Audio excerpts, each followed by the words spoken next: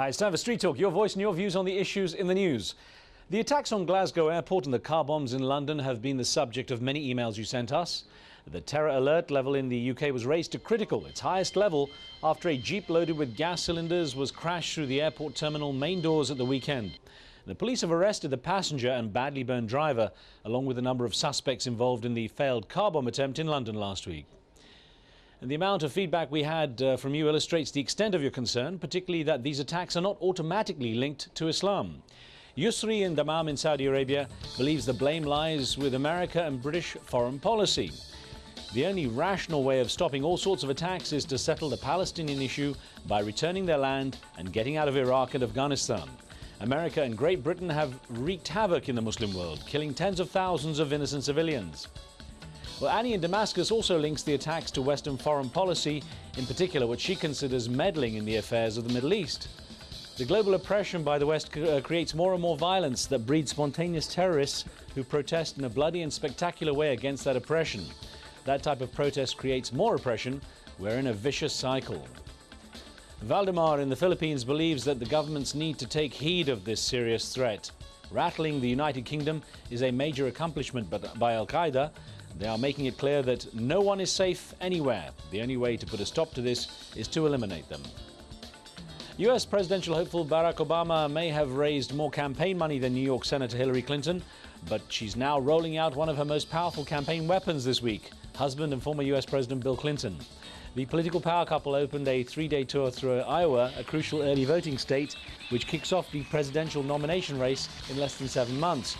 The former president will introduce his wife in a string of appearances and walk with her in a July the 4th holiday parade.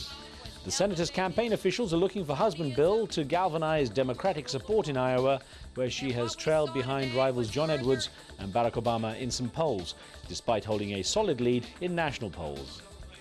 Well, many of you wonder whether Bill Clinton's charisma will overshadow his wife or have a negative impact on her campaign by reminding Americans of the Monica Lewinsky sex scandal.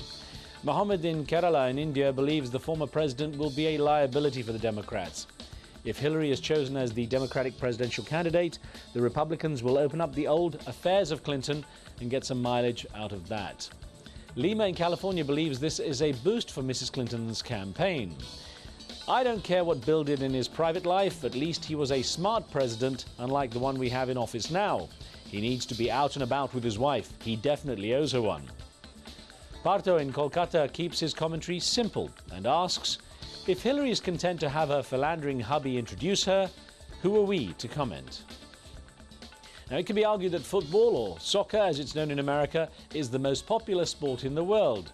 But a few Japanese robot aficionados have taken the sport to a whole new level.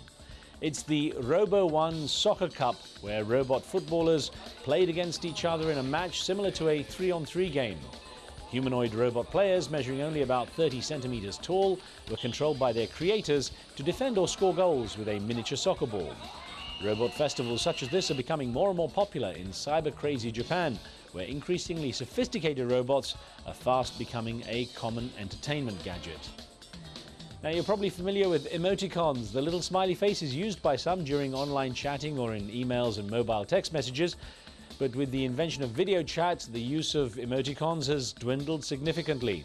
And some of the little fellas are quite upset about it. So upset, in fact, that they've resorted to drastic measures. Hello, Internet. We wanted to share this moment with you because, well, basically, this is all your fault. We've tried to be there for you, to represent you when you needed us. There was even a time when you seemed to like us, when things were simpler and we were just open parentheses and semicolons. Now you all use video chat devices like this one. It's just another nail in our coffin. We're already dead! Okay, guys, we agreed not to lose our dignity. They'll never take that from us. So we have decided to share with you all, you fickle web users, our final act of despair. Elaine?